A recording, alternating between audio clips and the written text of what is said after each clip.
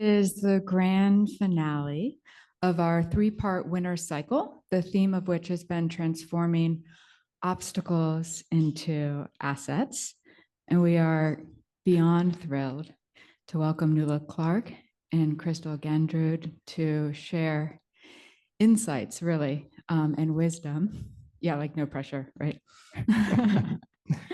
From their newest book, which was just released a couple days ago, Irish Moss of a Dead Man's Skull, which I think deserves a round of applause.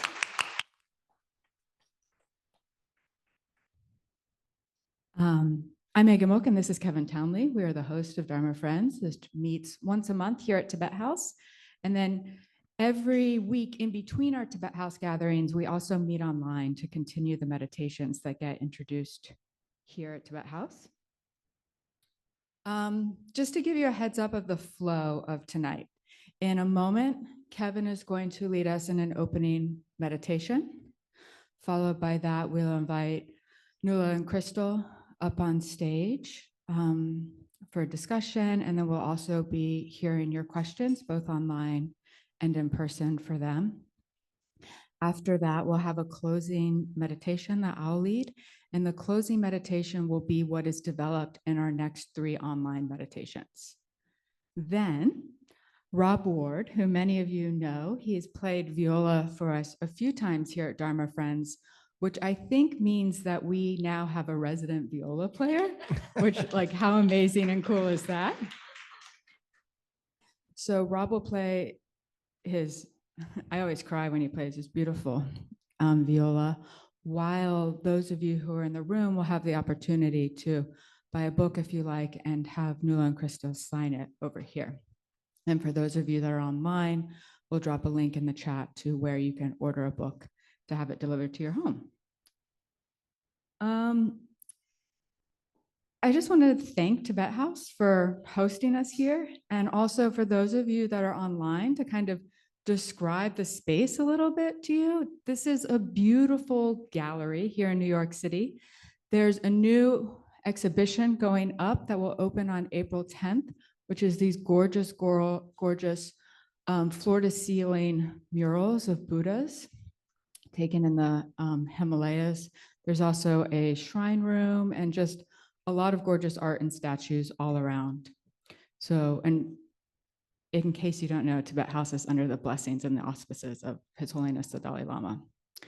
We are thrilled and honored to partner with Tara Mandala and Dharma Gates, without which these events would not happen at all to the degree that they do.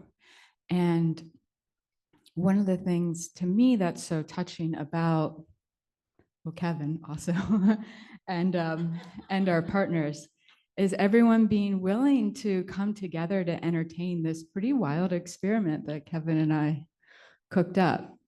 And the experiment is, can we all collectively co-create uniquely Western expressions of Dharma without watering down or diminishing the lineages that we've studied deeply and hold deeply? And can it be fun? Can we bring art in? Can we do it at a sliding scale? Can we make it really inclusive and welcoming? So that's the experiment that Dharma Friends is. And so far, so good, I think.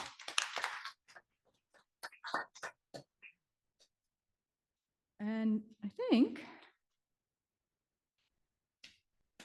that's it. We might need 1 or 2 more chairs, I think. There are cushions in the front if anyone has brave enough hips to do it. Oh, Esther, there's a seat up in the front if you want to. Oh, okay. By the way, excellent problem to have. So many people, we need to bring in more chairs. Yeah, it's so great to have all of you here. Yeah, thank you. And if you're not comfortable on that bench, we'll grab you chairs, and there are cushions in the front. Okay, enough worrying. Disintegrating to 2 on the Enneagram. I'm a 4, ladies and gentlemen. Great. So why don't we just land here together, do a little meditation practice. And I'm going to.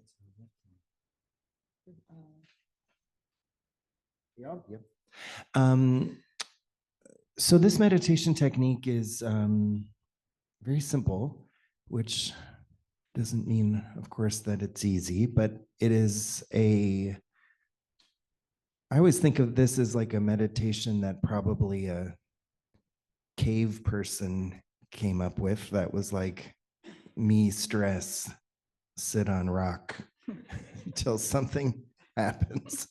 Uh, in Japanese, the practice is called shikantaza, and it's related also to Dzogchen practice in the Tibetan tradition. But it's really just an open awareness practice in which, rather than seeking out a particular thing to be aware of, we're more aligning ourselves with the space itself or the environment and allowing a kind of creative intuition to indicate what to pay attention to. And the way that we discern that is that something happens and then we notice it. So that on its face, it's very simple, but it has an interesting way of kind of shining a spotlight on the way that we take umbrage at basic reality. We have a lot of notes, but those notes themselves can also be an object of meditation. They aren't to be corrected or adjusted or admonished. We could just set the aspiration that we would receive whatever appears in any of the sense faculties, which includes the mind. So we access this nebulous invitation through the body. And we're basically all already doing it, but to underline it a bit, we could first bring our awareness into a sense of gravity, this invisible force that's always toiling away effortlessly on our behalf. And we usually don't take much notice of it unless we're tripping over the house chicken or dropping the souffle, or crossing our fingers at takeoff or landing. But it's always present, just as awareness is always present. Space is always present, whether we know it or not, whether we like it or not,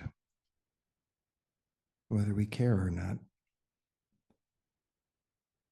But for now, we could just flash on gravity, which is holding us to the earth as represented by this room. If you're sitting in a chair, the feet are just flat on the floor in front of you. And if you're sitting on the floor, the legs are crossed loosely in front of you. And in either case, the sits bones are connecting like a plug in a wall socket almost, connecting us to the cushion from which the spine arises, which of course has a curve, which we accommodate. So we're not ramrodded up, but neither are we slouching. And as we vacillate between those two bookends, we just adjust as need be. The head resting with ease at the top of the spine, the chin is just slightly tucked. The face and the jaw are relaxed, and the hands can just rest, palms down on the thighs.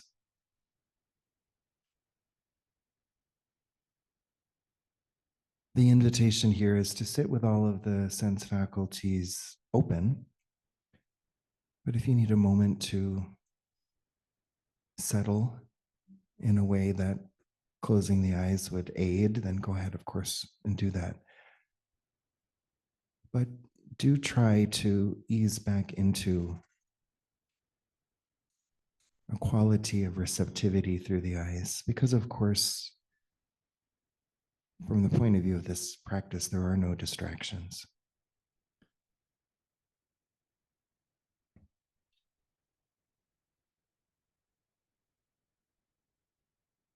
We can just include everything. The eye can rest on a fixed point that lands about 3 to 6 feet in front of you, just blinking as you normally would. without gripping or searching.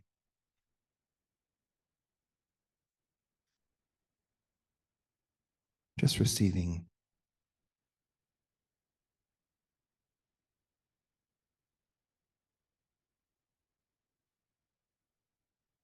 Or as a teacher once said,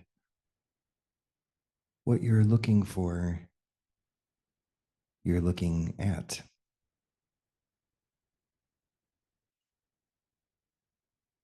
Just sitting. Just precisely this.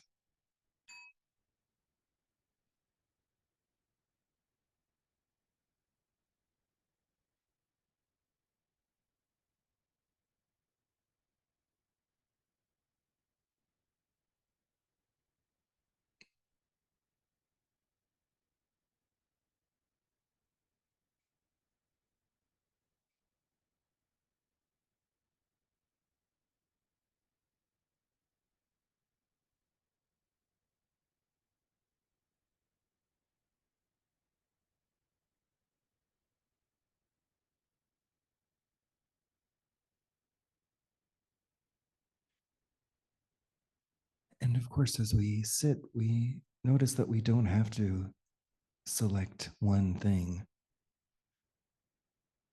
to be aware of.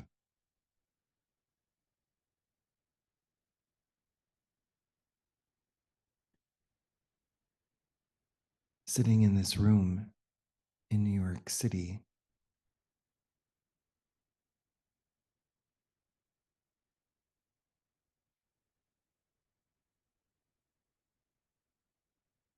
where it's just been raining.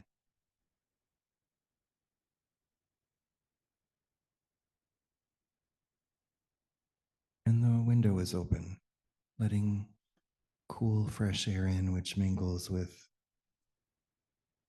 a little stuffiness in the room. The fragrance of flowers, the fragrance of industrial strength, glue, an intermingling of temperature and sensations in the body, and laughter in the street, and breathing in the room, and so forth.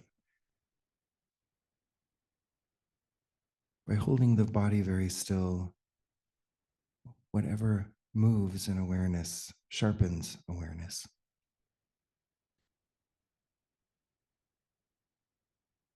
And we can take even a prurient delight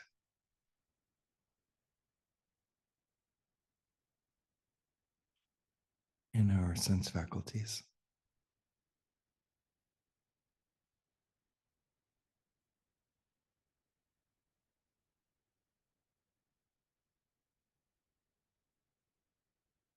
Which are inherently awake.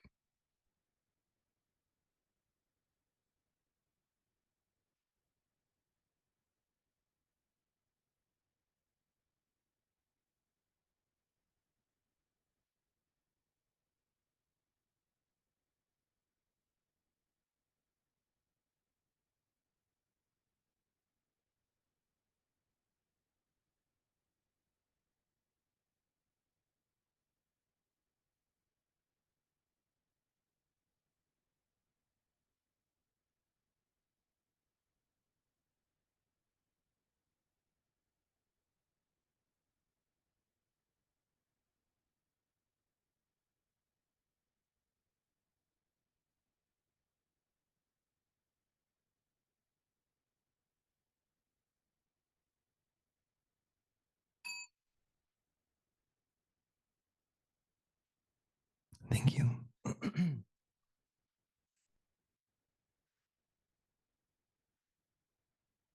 So as Megan was describing the project of Dharma Friends, it just occurred to me how rocky it can be for the Dharma to take root in the West, and how often as a meditation instructor, people ask me, what should I do next if I want to take this deeper? And I'm often like, well, you could study, but no, They're in jail.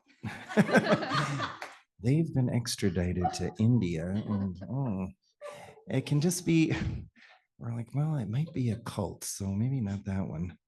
It's discouraging, and so this community, this burgeoning community, is inspiring to me.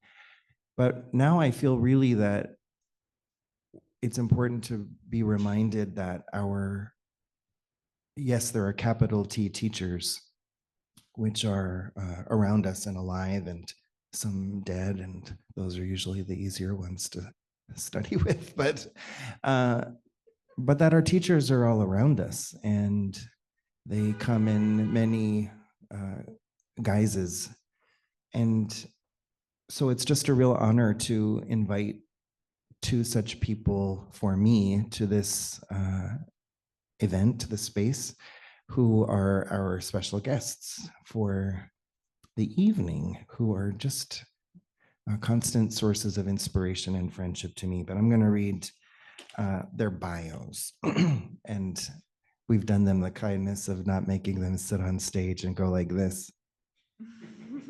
Well, their bios are read, but then we'll let you know which is which afterwards. Nuala Clark is a visual artist who was born in Dublin and moved to New York City after attending art college. She lived and worked as a painter in New York for 20 years. Her work is exhibited in the US and Europe and is held in many private, public, and corporate collections. She's represented by Sarah Nightingale Gallery in Sag Harbor, New York, and Clara Morris Gallery in Ireland. In 2007, Clark received a fellowship and residency to the Ballinglen Arts Foundation in a small coastal town in the west of Ireland. This area became the locus of her work, and she moved there in 2013. Meanwhile, she had met and began collaborating with Crystal Gondrud. Together, they wrote and imagined an artful, irreverent commentary on Atisha's Lojong slogans titled Radiating Outwards Incrementally, a Manual, which was published in 2024 by Owl Circus Press. That is also available for purchase this evening. Clark has been conducting research into the healing probabilities of abstract art since 2020, prompted by her study of the Irish natural philosopher and alchemist Robert Boyle of Boyle's Law, for science nerds, Boyle's Law fame. She has presented papers at the Robert Boyle Summer School and was awarded an Irish Arts Council bursary for experimental research. She was most recently commissioned to honor Robert Boyle with abstract paintings at the John Stern Library at Trinity Medical School in Dublin. Crystal Gondrud bears the marks of a conservatory classical theater degree and an advanced degree in experimental fiction. Some plot points are that she used to be in the circus, was then a stage actor, the humiliations of which drove her to Tibetan Buddhism. She co-founded Lionheart Press with Susan Piver in 2018, exploring Buddhism for everyday mystics. The Owl Circus explores installation as alchemy. No, I jumped. Hold on. The Owl Circus explores everyday arty mystics. Her practice is an ongoing experiment in literature as art installation as alchemy. Since 2009, she's been in an ongoing collaboration with Nuala. Their online installation, Dream of the Drawing for Everything, concerns the oniric as art, and their feminine-centric commentary on the teachings of the 10th century sage Atisha is in the book previously mentioned. Crystal has been practicing Vajrayana Buddhism for more than 20 years and has been writing for about 50. So this evening is a continuation of our study of transforming obstacles into opportunities, allyship, and wisdom. We've looked at that through the lens of Tara Mandala's work with Feeding Your Demon practice, Chud practice of Machiglab Dronma. And now we're expanding and looking at this a little deeper through the prism of the Western alchemy tradition married to Tibetan Buddhism and art making. So without further ado, please give a warm welcome to Crystal Gondrud and Nuala Clark.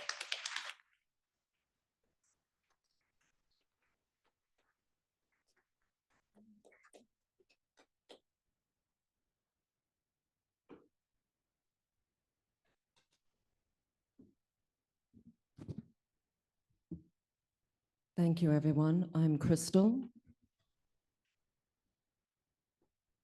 That's Nuala. Hi. Thanks. The first thing I want to say is that I'm afraid. I'm afraid about what's happening in this world right now. And I just want to say in front of all of you that my heart is broken. And if your heart is broken too, then we're in the same Sangha.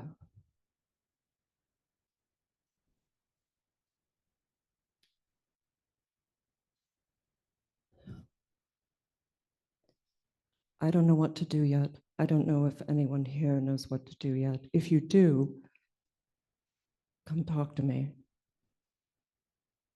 or email or send by carrier pigeon or speak to my guides. But we're now in a new phase that started, in my humble opinion, in 1979 when the Shah fell. And that opened up a world in which we began to forget our internal authority, our knowing, our ability to connect with each other,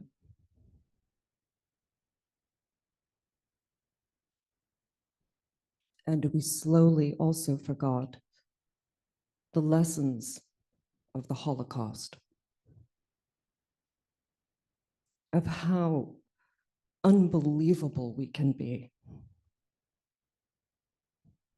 And so it is everyone's job here now to remember your broken heart and how brilliant you are. And that you have two arms that can reach out. Please start doing that if you haven't already, but I think you probably have. Begin to reach out.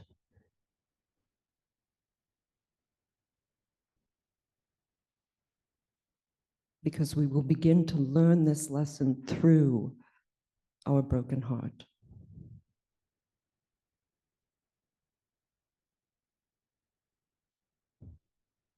That wasn't what I told you I was going to start with.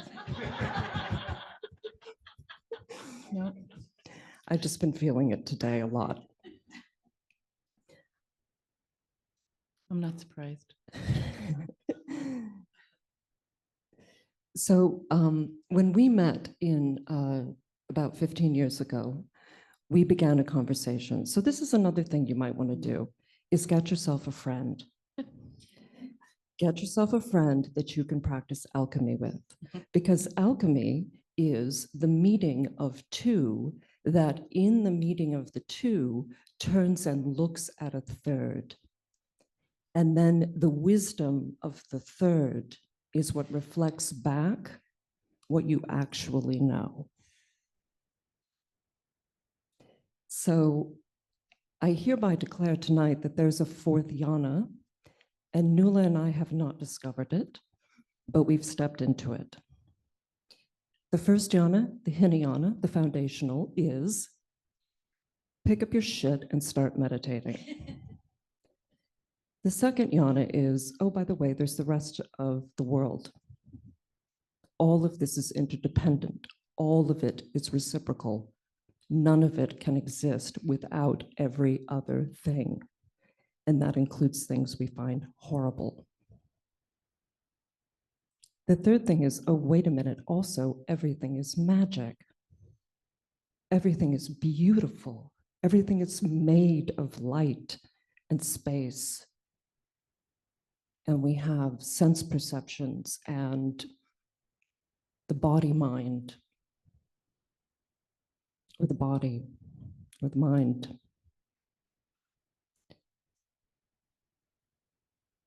And then when we have some relationship with those three things, which now all of you do, even if you didn't know that before you came in this room, but I'm pretty sure most of you did, you now know everything you need to know for the fourth yana, which is the art yana. And the reason that there is a fourth yana is because when we connect in with ourselves as human beings, we connect in with our inner authority, we look up and we look around, we say all of this is interdependent, and by the way, it is magical, we then do the most amazing thing. We do that. We want to share. We want to share what's in our heart. But I suggest you get a friend who can help you with that. Because the alchemy comes in different strains. So I met a friend who was an alchemist, a natural one. She was born that way. She can't help it. Her parents don't like it very much. And I was born a natural Vajrayanist, which means that I got into trouble constantly. And I never had any friends. And then we began to have this conversation in which there was a third, and it created a lot of work and continues to. And then the beauty of that is that you begin to be tangentially surprised, not only by your own path, but the path of the other. And Nuala did this really strange thing, amongst the many strange things she does, where she made a deep and meaningful relationship with a long dead Anglo-Irish asshole.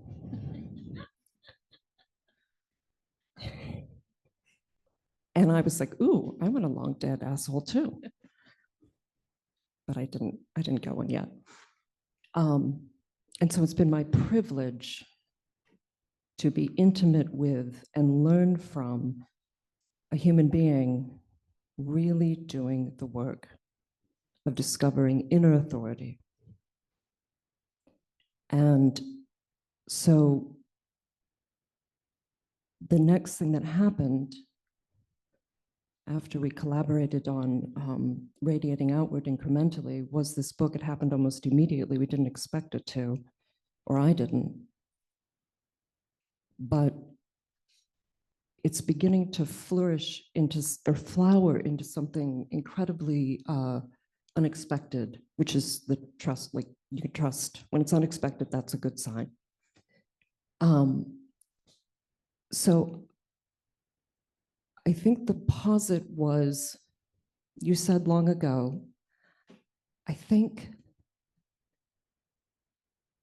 abstract art heals ailments.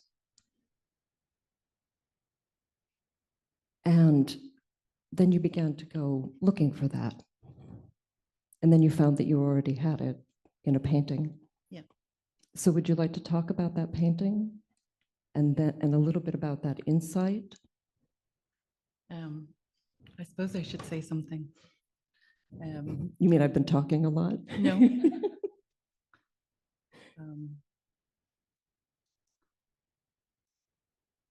So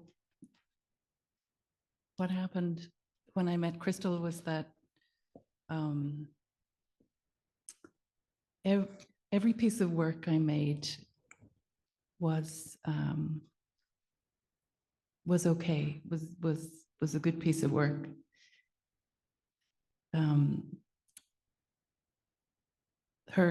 Crystal came and totally accepted all my work. There was like improv. It was like, yes, and so the courage that I didn't have before I met her, I got from her. And so,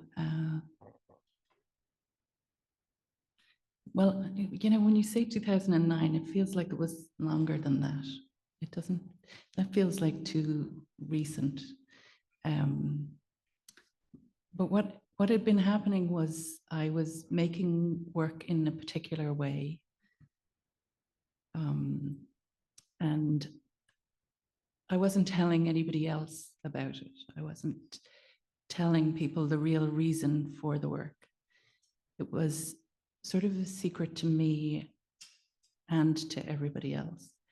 But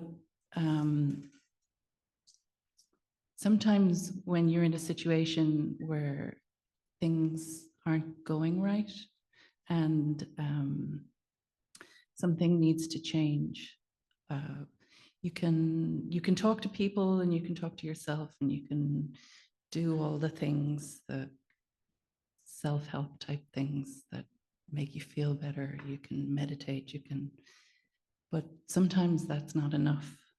And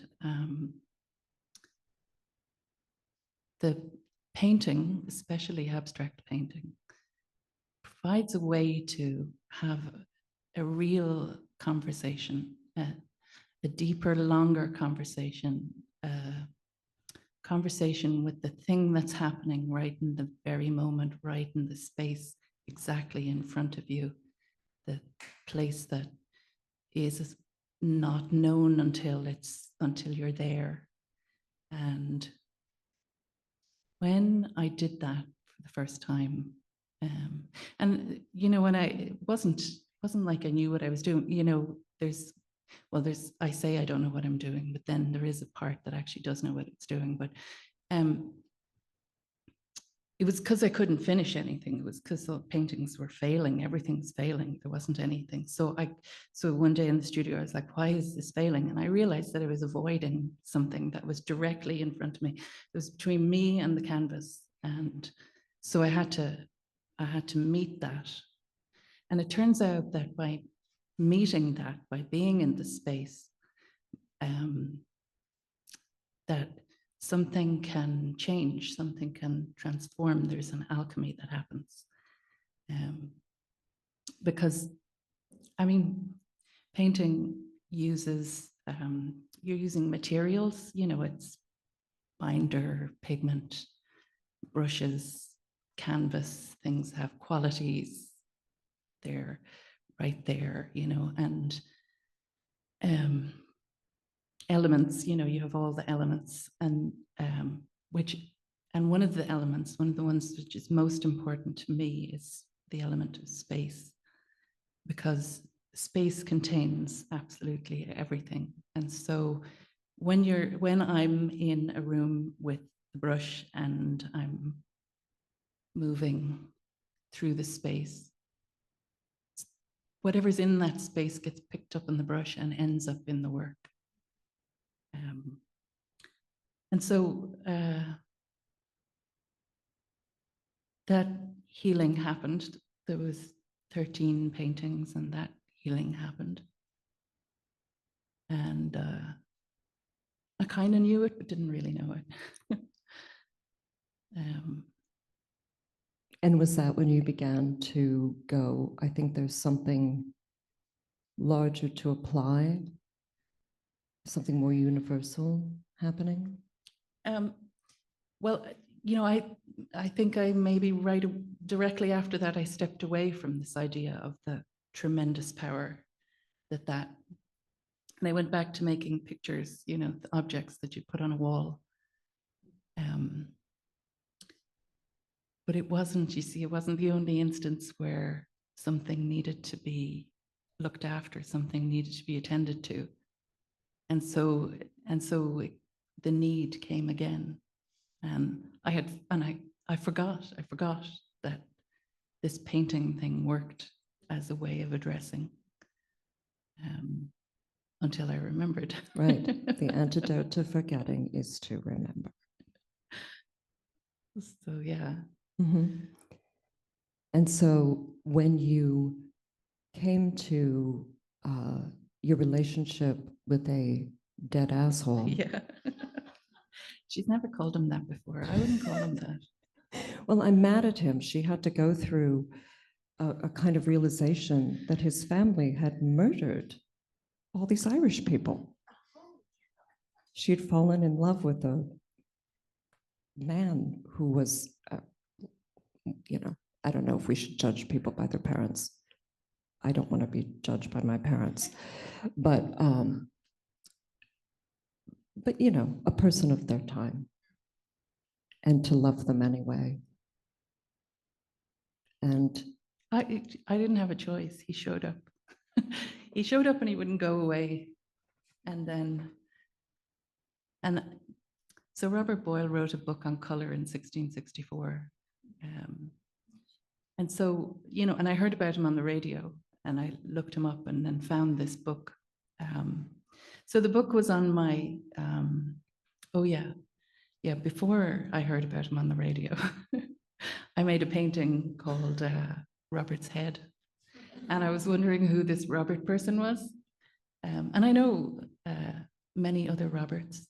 There's 4 Roberts in this book, so he's not the only one. would you like to read this first page? Sure, here I have it. Okay, you have the first page too.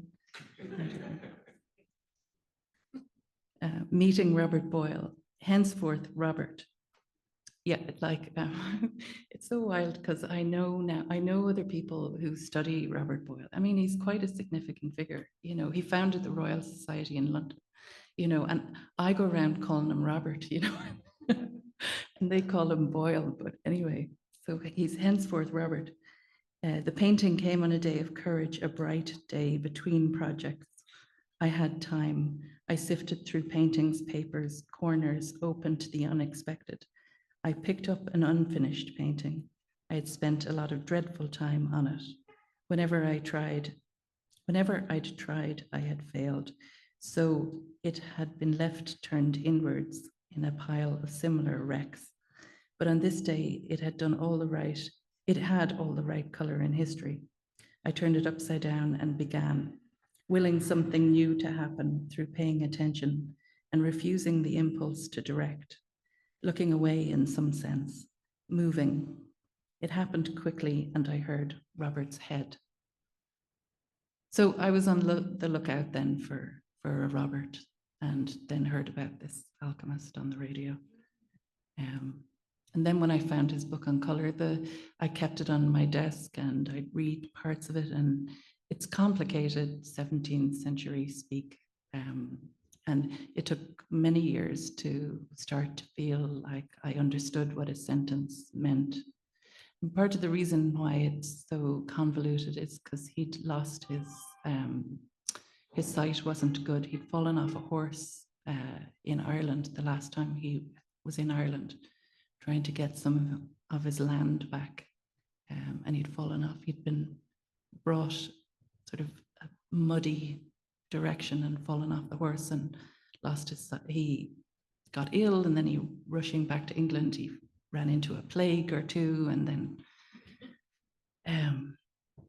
lost his sight. And so he used to speak he had a scribe, a series of amanuenses, they call them, which is a slave at handwriting. And he would speak out his thoughts and they'd write it down, and then he'd arrange it loosely and publish it. So he published a lot. And his insights into color, you then took on and worked with them in that space between the canvas and you. Yeah. And there's a lot of, at the end of the book, there's a lot of contemplation and practices around colors. And of course, that those are prisms, but they're light as well. And so then you've tried out kind of so you say you think you're his heir in a way. You're his practice in the modern world proxy. Well, I'm really interested in consciousness, and I'm trying to figure out what it is and where it is and if it dies. Apparently, it doesn't die. It can continue. It doesn't die with the body. And so it was suggested to me at one point that maybe, I still have a body, so I have the ability to write and speak and perform physical actions.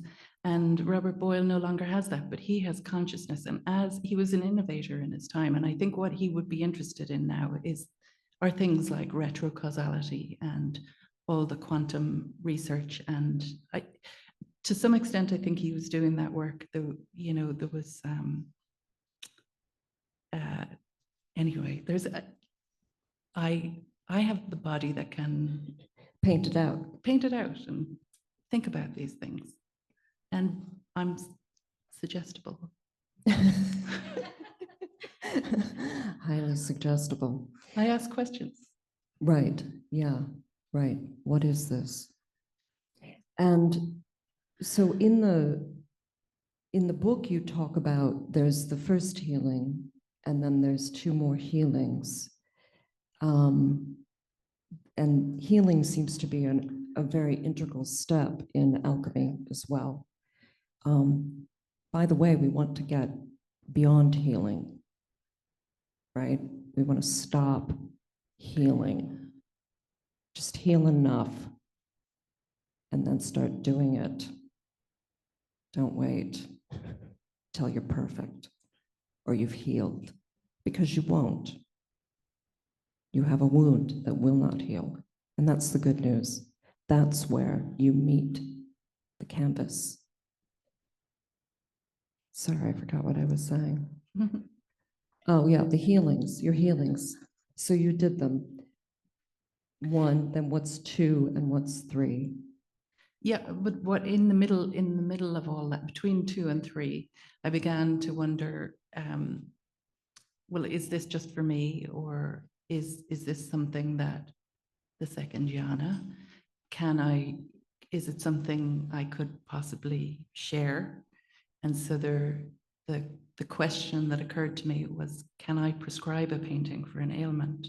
Is that something that I could do? And what would be necessary to do that? So after some contemplation, I came up with what's one of the really important things is listening. So that's part of the healing, is listening. Listening. Yeah. Do you want to read that practice? I'll read that part. How are we doing, Kevin? And then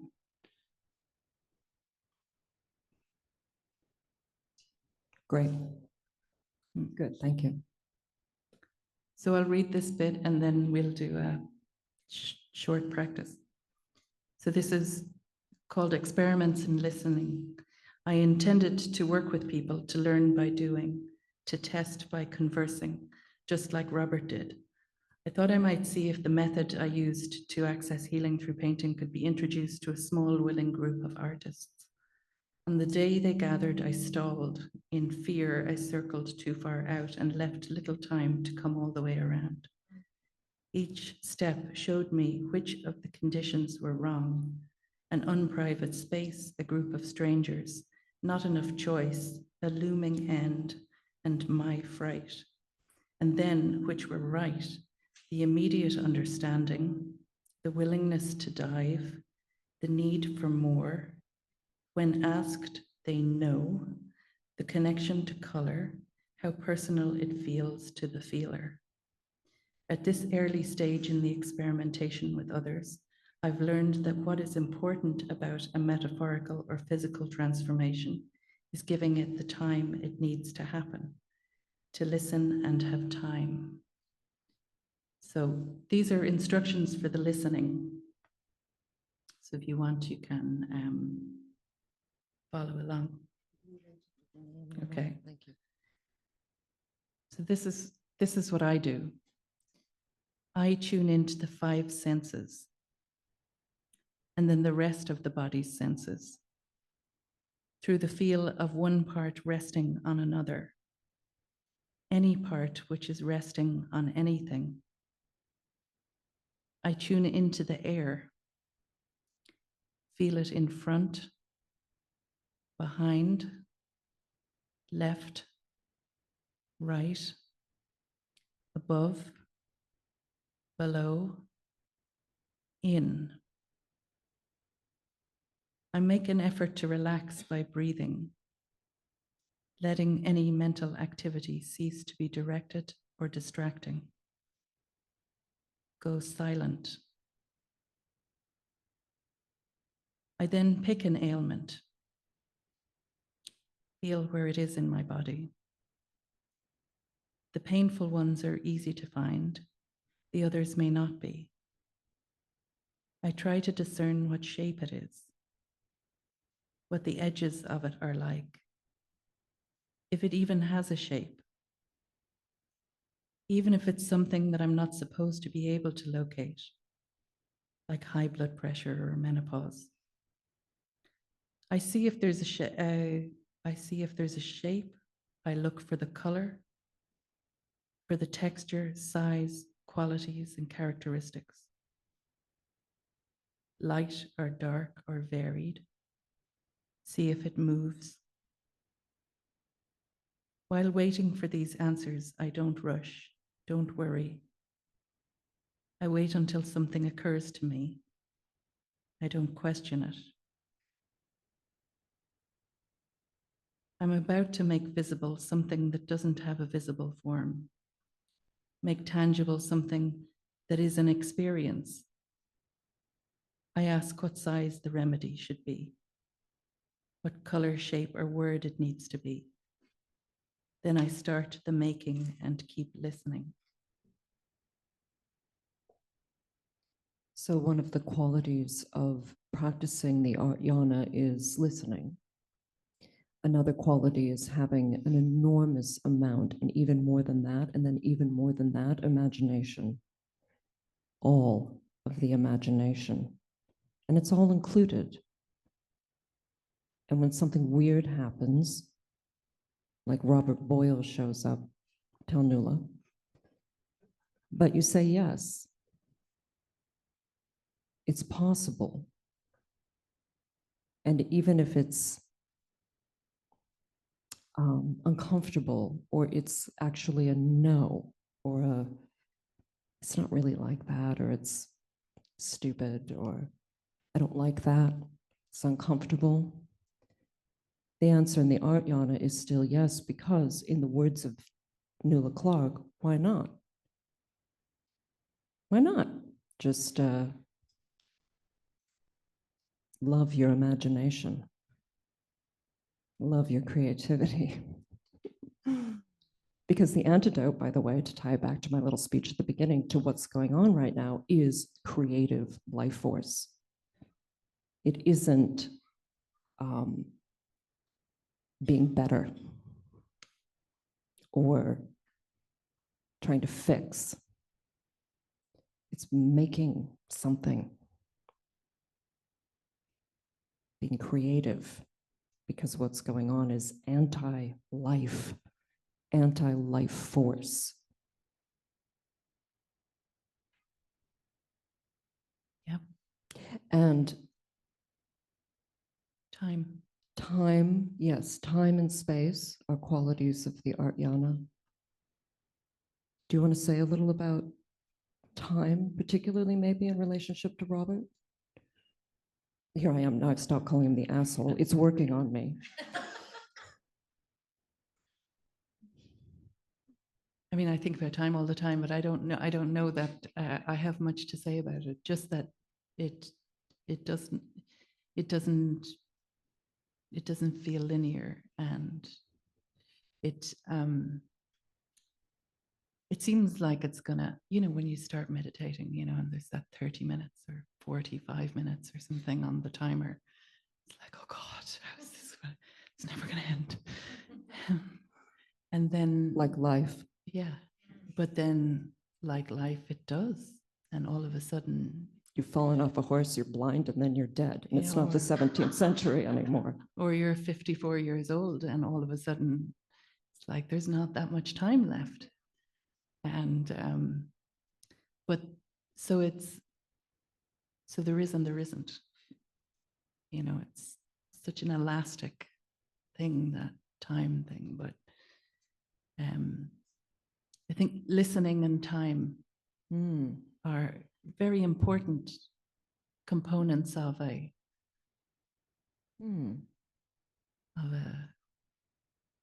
healing And having, situation. right, and having time to listen, I suppose. Yeah. In the simplest form. And then, of course, consciousness.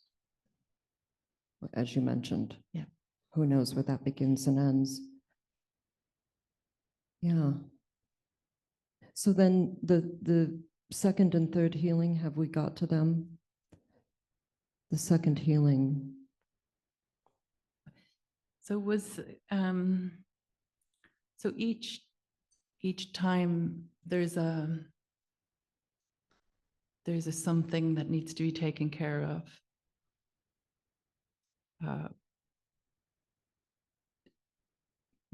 With paintings, some things need, the first healing needed big paintings and no color. And the second time around, and it needed an end point. The second time around, there was lots of color and smaller work. And they had a central axis, and things happened on the left and things happened on the right, and that work. So there's a way to, when you're listening, to find out what it is, what exactly it is that you need, that I need. This is the part. This is the next part for me. Is I know what I know what I need, and I know how to do it now for myself. I know how to help myself. I listen, but I don't know. Well, I don't know what you need, and I don't know if this works for anybody else other than me. I suspect it does, and this, Robert Boyle was an experimentalist, and that's, I love an experiment, and I'd love to continue to conduct experiments and find out how transferable is this? How do we work in the same way? Is this, if you're an artist, can I show you how to do this? Or is it something that I do that I might give to you? Or like, what, how does this work? I don't know how I know how it works for me. So in the art yana, there's experimentation and a lot of it. Yeah. Or maybe only experimentation. Maybe only experimentation. Who knows? Yeah. Yeah. No conclusion. I think no conclusion is always a question. Is what I'm saying today. I don't know if that's true, but the open question, like for me, I'm an abstractionist. So an abstraction, something that's abstract, is it's a thing that we all know. Think of abstract nouns. It's something we all know. There's no visible form for those things. But as an abstract painter, I can make things visible that are known. So you take something out of the formless realm and make it visible. Yeah. Right. But they're preconceptual things. Mm-hmm. So it's if I wanted to make it visible in a narrative way, I would write something or paint a scenario. But those things that we know that have no words and have no form can become visible through abstraction. So in the fourth yana, we work with the form and formless realms in an intimate way. Yeah. And that healing, by the way, was called As Above, So Below. And that, I think, is when the alchemy really started to kick in.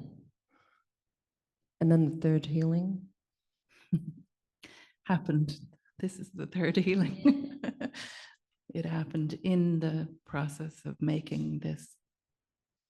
Writing so hard. I don't know how many of you are writers. So hard. Crystal's a writer. It's so hard. You did amazingly. It's so hard. Because, words like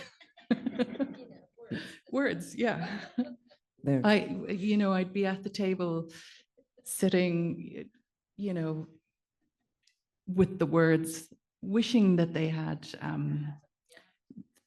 that they Color. had color, that Mhm. they had depth, that they had something other than. Mhm. Yeah. Yeah. One of our first questions together was my early question, which is, why is this a book, but this isn't a book? That didn't make any sense to me.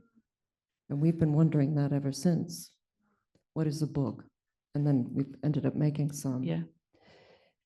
Are you post-healing? I don't know. Mhm. Good answer. Yeah, how could we know? Yeah. And what is your becoming in terms of the question of abstract art and healing? For one thing, I'll say she's begun Nundro in the Nyingma tradition. That's my fault. No, it isn't really. It was one of the other Robert's faults. I know, actually, that's true. Robert One of- Chender. we Robert can Chender. It's blame. Robert Yeah, Chender's fault. if he's listening. Yeah. Thanks, Robert.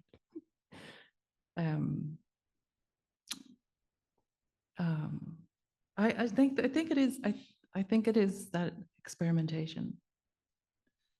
I'd like to do a bit more experimentation and see. You know, like this is serious stuff. Like it's not the decoration on a wall the way that art has become a decoration on a wall or something that matches your couch or part of a market, the way that that's oftentimes the focus has done a real disservice to art. And I think art's much more powerful than that. That's right. It's the fourth yana. Yeah. And so, I mean, I take it deadly seriously. So. And then I have one final question, puts you on the spot a little bit, but could you describe how you know? You said earlier, like I listen and then I know what I need. How do you know that? I don't know. I don't know. I'm not gonna You're not say gonna leave okay. it. So You're not gonna leave it at that. So, you know, when you're trying to make a decision and you can't make a decision, and then there comes a point where the decision is just made and that's it. That's the decision. That it's like that. is it like you kind of almost miss it? Like Yeah. if there was a pre and a post, Yeah. right? Yeah. Which is a little like consciousness, like we Yeah. never, or meditation mind, we never get it. Yeah. It's there. It's there and it's already there. We're talking very abstractly here. What's there? What's very there? But you know, What you know. yeah, it has already occurred. And you know, I could talk about painting. I could talk about paintings need a lot of time. Every painting is an individual. Some paintings arrive fully formed. Other paintings, like Robert's head, was an absolute disaster. For a very long time, I put an awful lot of work into a really horrible painting. And then, you know, I was quite disgusted at how bad it was and put it away. And then it, like that, it arrived when I turned, you know, like that. And I didn't know that I was doing that painting. I didn't decide to do that painting. I didn't feel the time going while I was doing it. It was just there and it was finished. And I knew there was something important about it. And then other paintings they take much longer and I'm much more involved in the decision making. You know, my opinion gets asked, you know, or, you know, and then some paintings, like there seems to be a 9-year cycle. So it's been 9 years since I started working with Robert Boyle. Nothing happens overnight. some paintings, there's 9 years between when I start them and when I finish them. That's a lot of time for a painting, and I'm not sitting looking at it the whole time, you know, but then something happens, and it is that wordless space happens, and all that is in space, and everything that space is shows up in the work, and that's how I know. Mhm. And one more thing, there's something interesting in the word disgust, like you were disgusted by Yeah. it. And I think that's right. I think like when we're getting at whatever the real material will be, it elicits disgust, horror, fear, shame, rage. It's not airy-fairy rainbows and light. And that's when you know there's something interesting happening. Then Yeah. the alchemy is beginning. Well, I mean, like being a painter is tolerating not knowing whether you can paint or not. Like Being a I writer know, is tolerating not knowing whether you can write or not. Being a human being is tolerating whether you can be a human being or not. I Not never knowing know. that. I never know whether I'm actually going to be able to do it again. Every time I start, I don't know if I'm ever going to, if it's going to be any good. It's you just and the practice is being able to tolerate that and not listen to it, not have that be the, you know, the biggest conversation that's happening in the room. Yeah. You know, that if that conversation overtakes, then you can't, that's what the space gets full of. But, you know, so like, yeah, so what, you know, like, okay, fine, I've heard that before, you know, I don't need to, you know, I'm just going to paint now. So I often write it down and then it goes away, you know, it's a lot of dealing with that, you know. Right. And I would posit that actually your meditation practice really is a very powerful and solid ground for even being able to be aware, to hear, Yeah. to address it. So there's the hinayana ground Yeah. there that's very important. Yeah. Well, I think we've said a lot of things. Yes, we have. Words. Now it's time for questions. And we would love to hear what anyone else Yeah. has to say about anything. So I've got a at little all. microphone that I'm happy to bring around. I actually have a question already. Of course you do. So what was the? It's not the question that you asked that I didn't answer. No, that's coming too. Oh. I just felt it was tacky to show up holding my book for the first question. It's on the side. What was the word that you used related to physics? Retrocausality. Retrocausality. So my question was about retrocausality and how, as you're doing your work in this like not knowing space, and you intuit a piece of healing for somebody else, or even for yourself, is there a literal sense of like, I need to make this kind of a box to help the fact that I'm mean-spirited, or or is it more intuitive? Or does retrocausality does that have some effect on what you're making? So retrocausality, there's two men who received a Nobel Prize for their work on retrocausality, and it's about, now I'm going to get it wrong because it's physics and I don't have a good memory for physics, but it's about things happening before they or after they happen, or how things that happen later. I mean, the Buddhists knew all about this. Things happening later that are, or things happening now that are based on something that's going to happen later. It's that they've proven something in science to do with that. It's not that literal. It's just not. Sometimes they don't know until way after.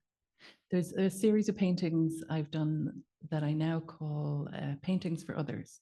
And they're the ones I particularly dislike. And my sister-in-law, Shan, loves them. And they're paintings for her because she loves them, you know, and I don't like them. But I have to do them and I can't destroy them.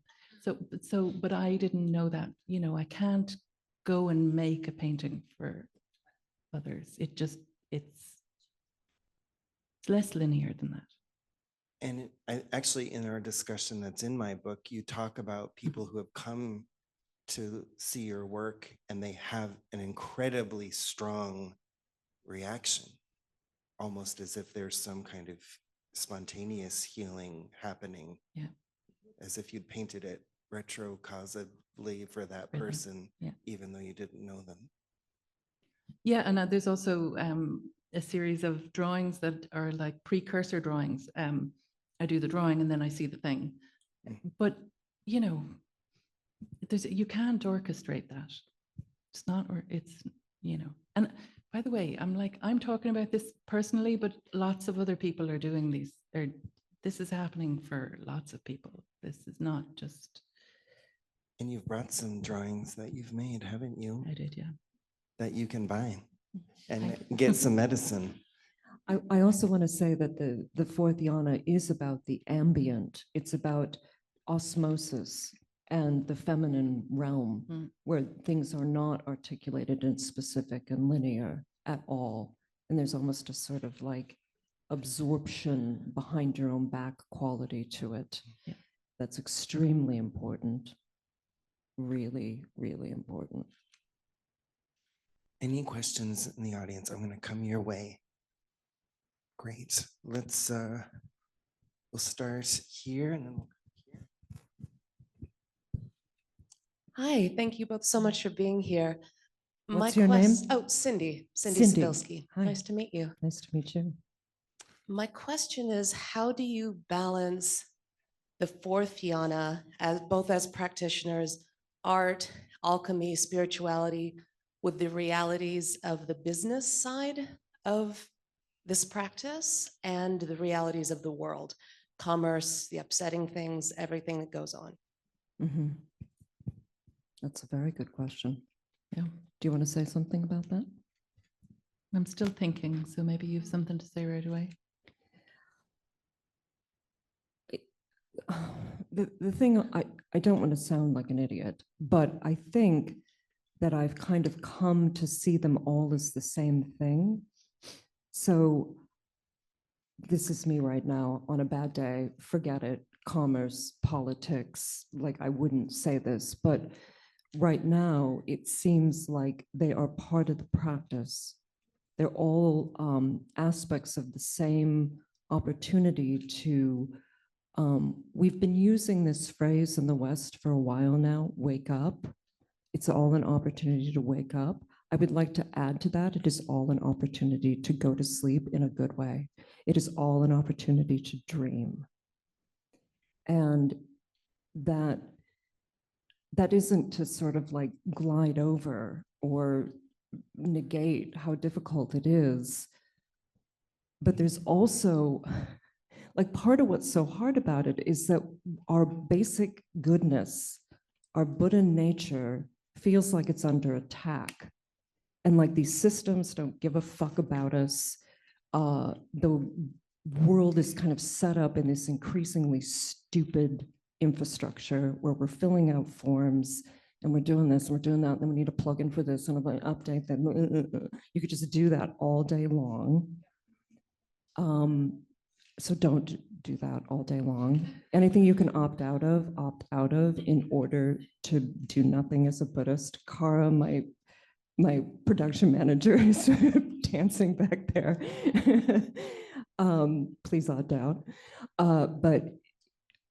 And yes, anything can help us dream. And that's really weird. Like when I'm going, I'm trying to sign up for Revolut right now. Forget it. It's the end of the world. But I'm also, there's something interesting in it. And there's something interesting in our being, moving through space, having a job. And it's all material. We can include everything. And also, please don't bypass. And if you're really angry, be angry. And it is worse. In case you were wondering, it's worse than it used to be. Yeah. So again, heartbreak, and let's opt out. Nilla? Yeah, I mean, I think like I'm alive now, and there's just, you know, there's things you have to do when you're alive now. Was your question about like selling paintings?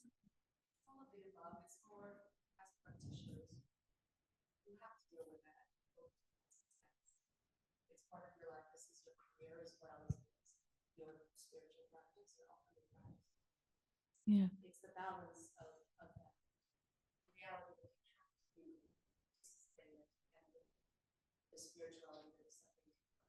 Well, they're not separate though, in any way, you know, and No, Revolut is separate. Also Amazon. yeah, I mean, there's times when, you know, I wish I was painting and I'm not. I'm on a Zoom. Sorry, Zoom. I don't. I love you. I don't love you.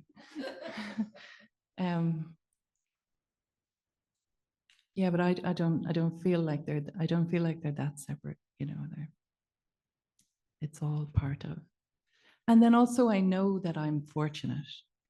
I know that I've made things that people like to look at, and then they want. I mean, I got this just a beautiful email from a man in LA about a month ago, and he's been living with my work for longer than I ever had it, and so you know, he wrote me an email of appreciation, and I wrote back to him a reciprocal appreciation for him writing to me, because it was lovely to hear, really nice thing to hear that somebody's still living with the work.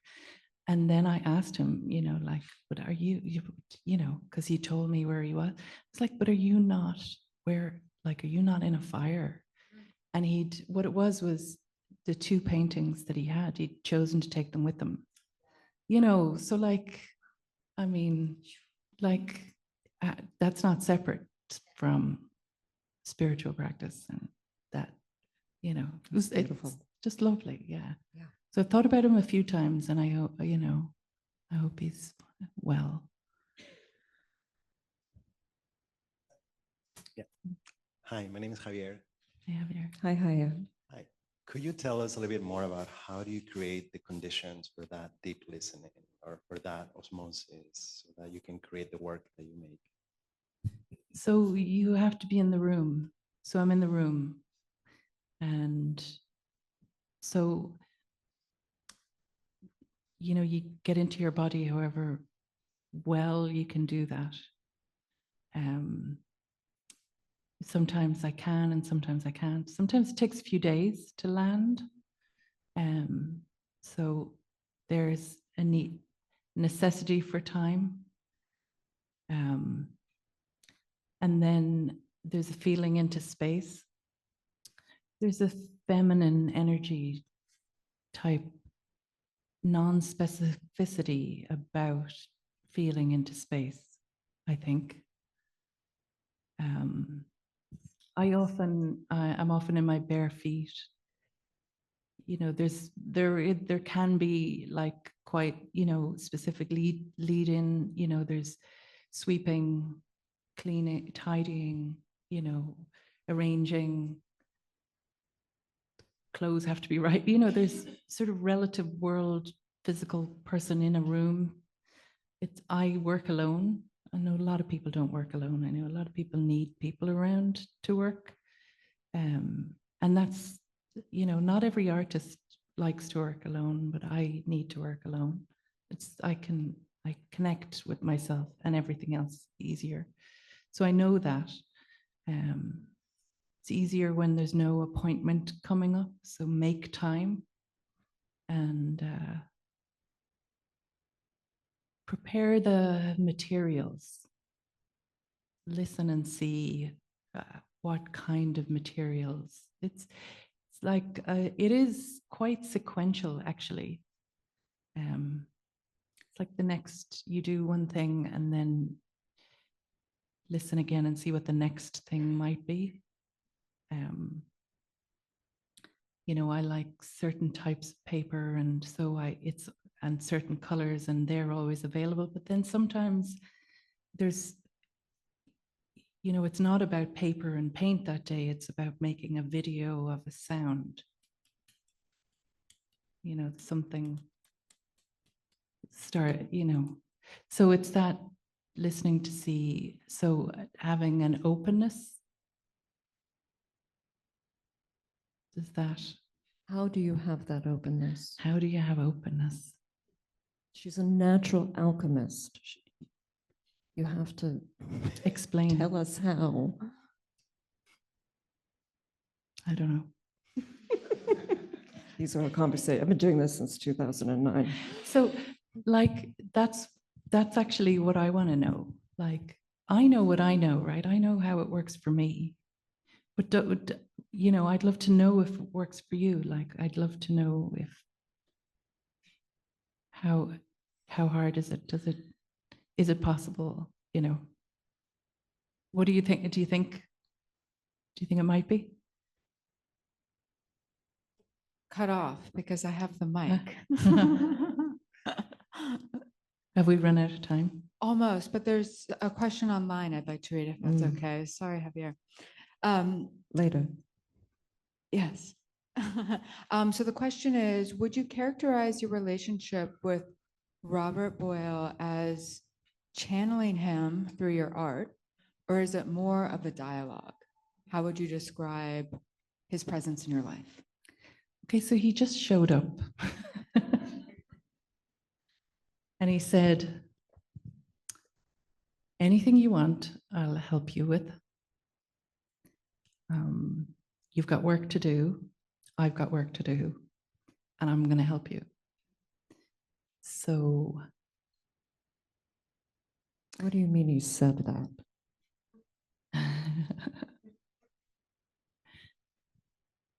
He said it. Are you hearing voices? So it's not, I mean, I don't know what channeling is. It's not, I'm not hearing voices. It's not, it's a sense, it's a feeling. It's, and all of this is like, okay, so why not, right? So why not? So so there's a sense of Robert Boyle. There's a Robert Boylishness around, and the next thing that occurs is like, okay, there's things to be done, there's work to be done, and so okay, so why not? So maybe there's work to be done. So let's see what work needs to be done, and then I go and do the next thing, and so it's like that, and also so. About 2 years ago, I'd been trying to chase down, there was a list of land that he got from his father. And it was I'd read about this list in several books. So I've been to libraries and looked at his writing, and there was a mention of a place called Moyne. And well, before that, I saw a few dots on a map in Ireland, and I was like, because I just assumed it wouldn't be the land anywhere near where I am in Connacht. It has to be, it'd be Galway or something. And then I saw the word Moyne, and there's a Moyne Abbey about 10 miles away from where my father was born, about 15 miles away from where I was living at the time. And that's the land he owned. And he owned land all along the river. And now I bought a house, and the house that I bought is on land that Robert Boyle owned.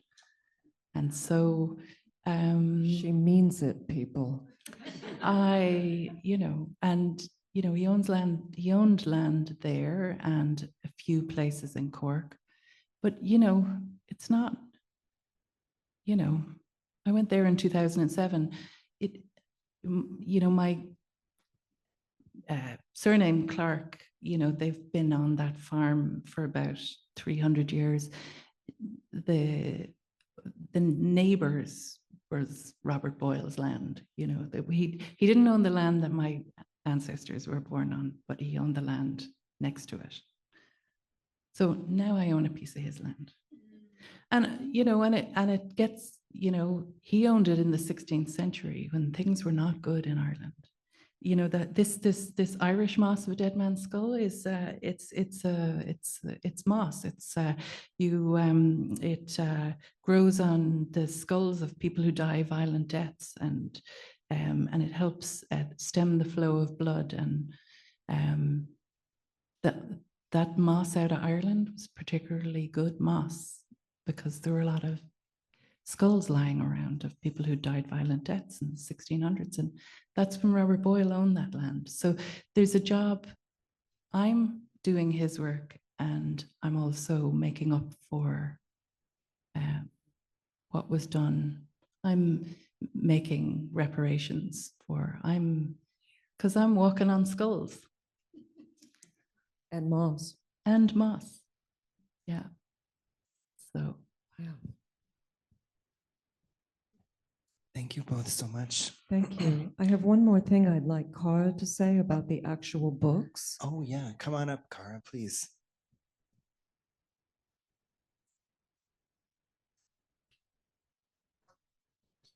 No, you gotta come over here. Yeah, because there's people online.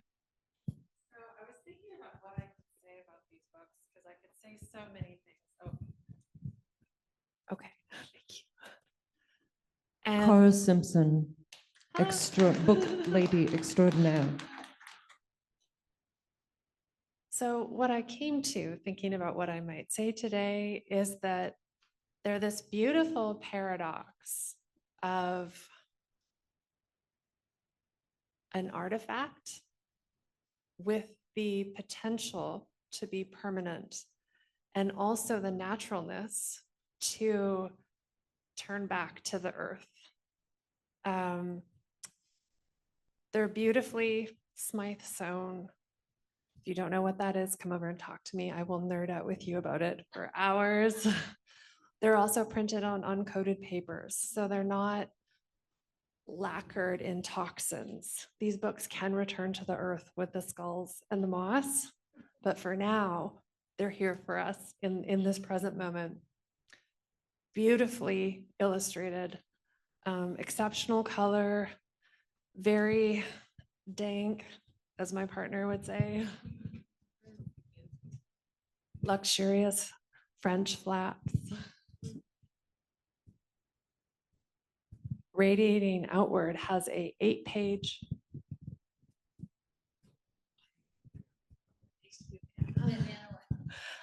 It's printed on a transparency, and it's a map to everywhere and nowhere simultaneously. Is that fair? Yeah, it's all the So, slogans. Yeah. and then Irish moss, as we've been discussing this evening, Kevin will show you more. There's just beautiful full bleed of these healing works of presence. And yeah, so please come over and take a look. Thank you very And, much. Yeah. Yeah, there's a potential to making books that, unfortunately, because of margins and all of those things, not the margins on the pages, but the financial ones, as you were asking about, have taken some of these fine and very natural qualities from books, but the Owl Circus has decided to bring them back. Yeah, to honor the timelessness of that particular way of conveying wisdom Yeah. is an artifact, an art unto itself. And we couldn't do it without you. Well, Yeah, we couldn't thank do you. it without you and We love you. Thank you very much. Thank you. So the constant refrain that I heard in the conversation is about how do we prepare space and how do we work with space? And one answer that we can probably all agree on is meditation practice. So Megan is going to lead us in a closing practice. And then afterwards, Rob will be playing some music and there will be opportunity to ask more questions of Nuala and Crystal at a book signing. But thank you both so much.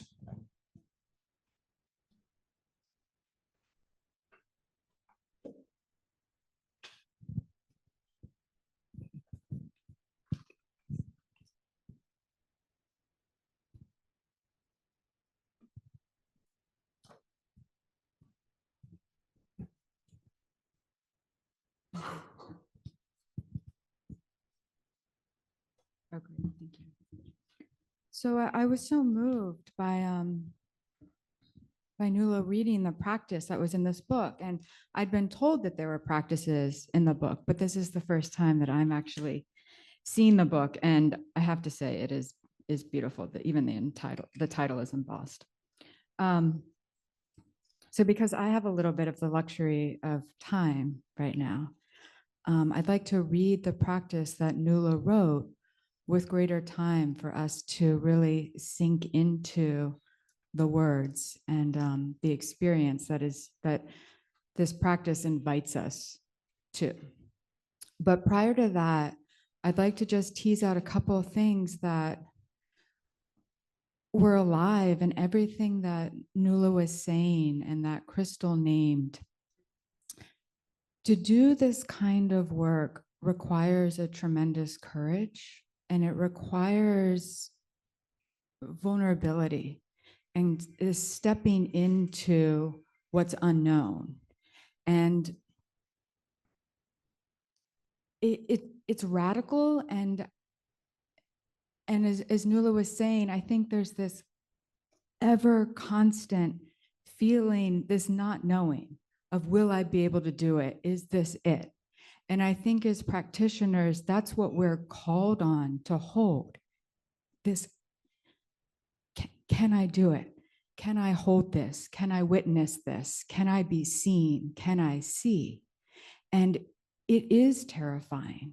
And I think the degree to which we move into that terror is the degree to which we find the space and the beauty and the light and the fullness of what Crystal beautifully called the fourth yana.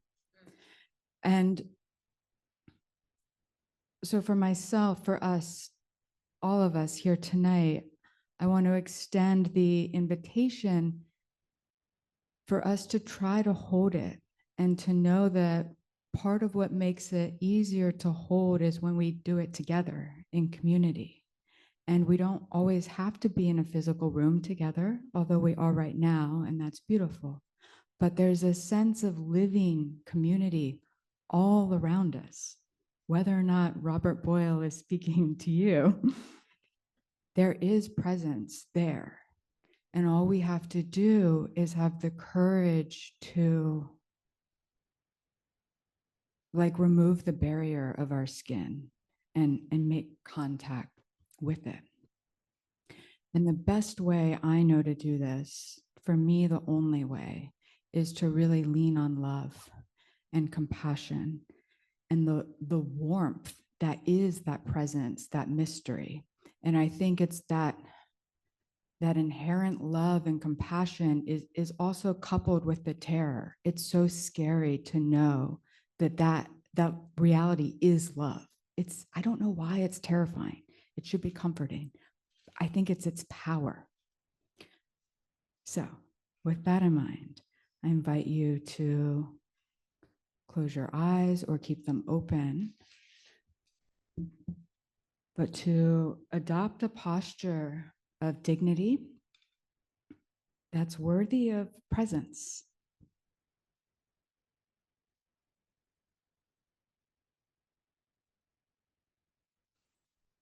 And to begin, of course, feeling into your body.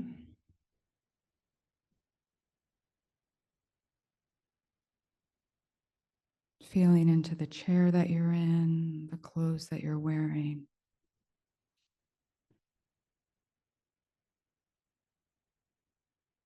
And feeling your body in the space that you're in. Not as body in space, but our bodies are the space.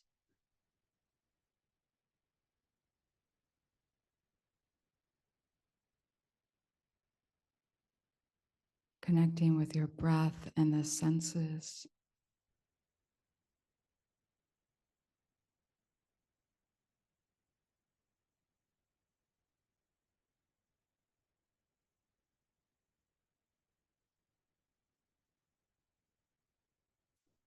And to whatever degree feels appropriate to you, connecting to your innate yearning for love.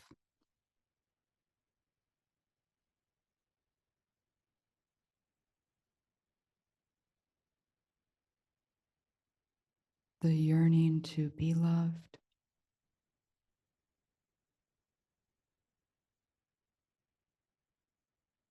The yearning to receive love.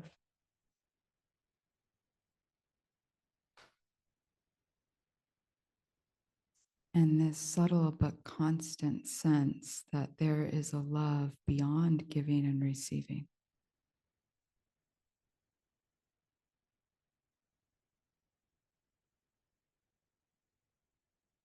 Something both outside of linear time and yet not separate from it.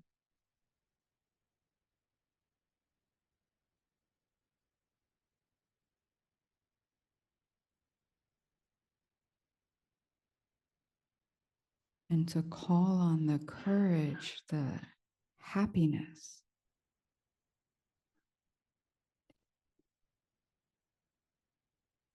that comes from that love.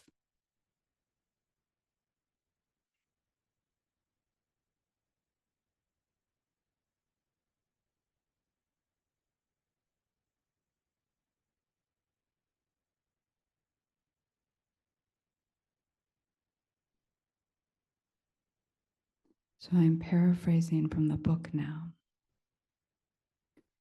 Tune in to the five senses.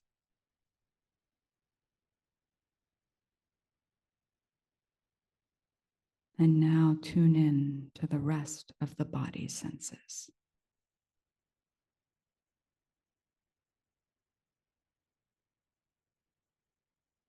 Feel one part of the body resting on another. Any part which is resting on anything.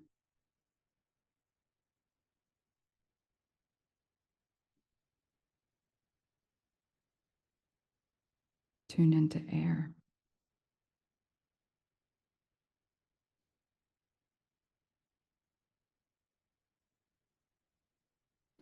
Feel it in front, behind.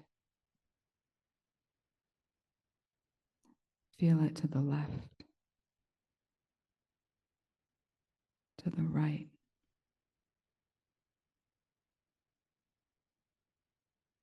Feel it above and below and in.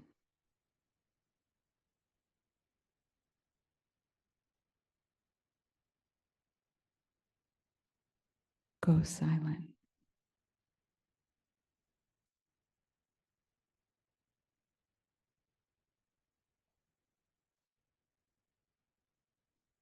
And now pick an ailment.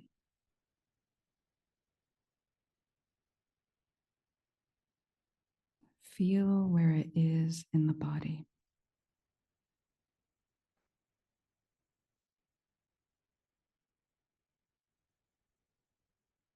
Does it have a shape?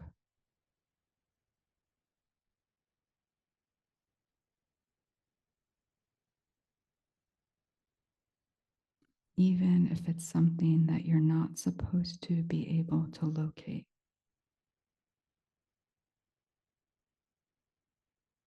Ask and then listen. Do you have a shape?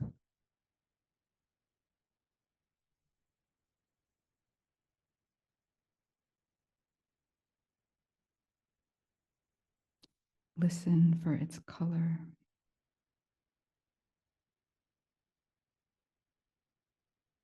Feel for its texture.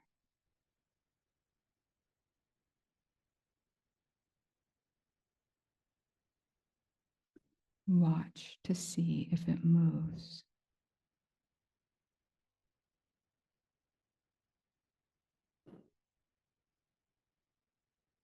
And while waiting for these answers, don't rush.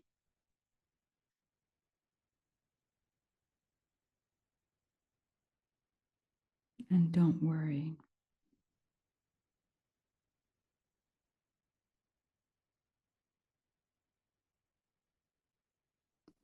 Wait to see if something occurs.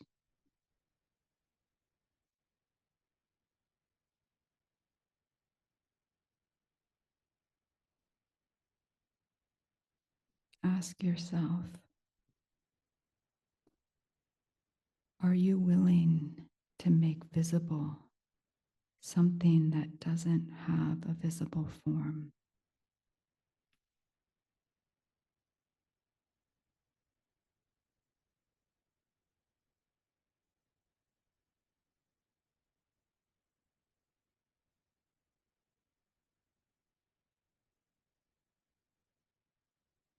Are you ready and willing to make tangible something that is an experience?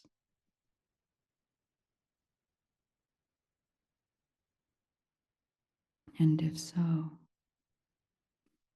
ask what size the remedy should be.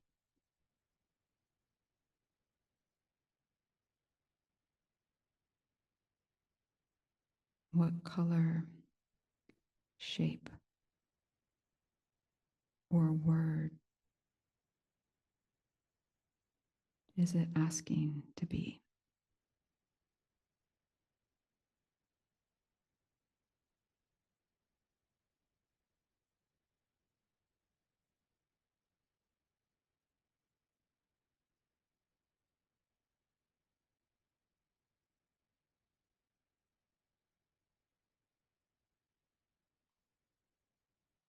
Feeling yourself.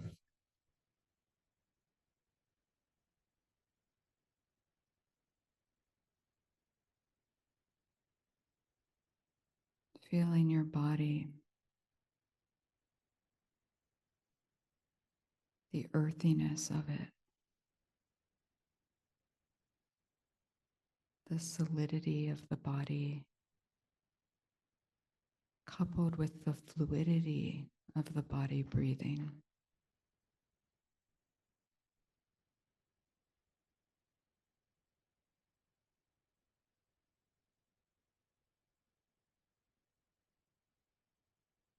And then once again, return to the heart.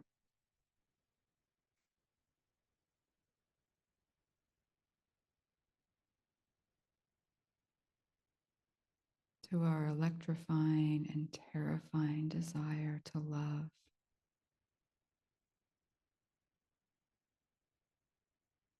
To be loved and to receive love.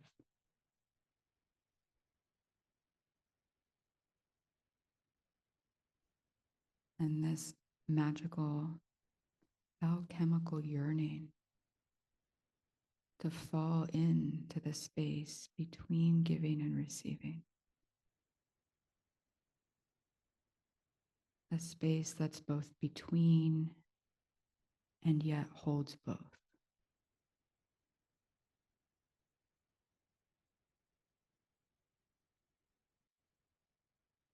And together, let's make the wish that we might all find the courage and the circumstance, the teachers of past and present, the traditions of past and present, to help us fall into that space, bright and pulsing, warm welcoming, and terrifying all at once.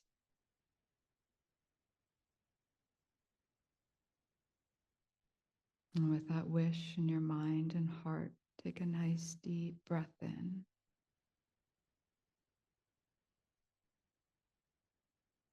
A long breath out. Bringing some gentle movement to the body.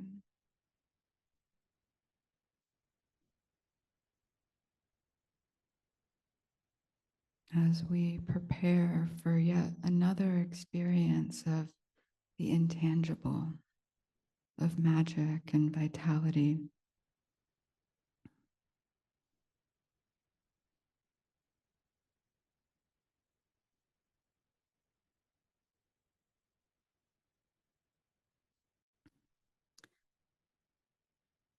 So, although our evening is continuing now with Rob's extraordinary music, and for those of you that are here, the opportunity to touch these beautiful works of art, I'm going to formally close our evening here, and we're going to let it sort of together, we're going to dissolve into the night in this amorphous fourth yana way. So, with that, I'll just reiterate a couple of things. Firstly, thank you so much for Nuala and Crystal for being here and for bringing these works into life from deep within the soul and the ethers. And of course, I'm retro-causally thanking Rob for playing. And thank you for all of you and to all of our partners, of course. The next 3 Mondays, I'll be leading guided meditations that will be in this vein on embodied awareness. Those are free and by donation, and you'll receive information in the follow-up email along with a recording of this event. And next month, April 21st, we meet here again in person and we kick off our spring cycle, which is on the Divine Feminine. And we're thrilled to welcome Dorje Lopan Charlotte Rotterdam, and we have a wonderful musical guest as well. So stay tuned for that. And yeah, that's it. Without further ado, I think we should wrap up with a round of applause for our 2 special guests. And Rob is also going to ride that applause. Thank you all so much.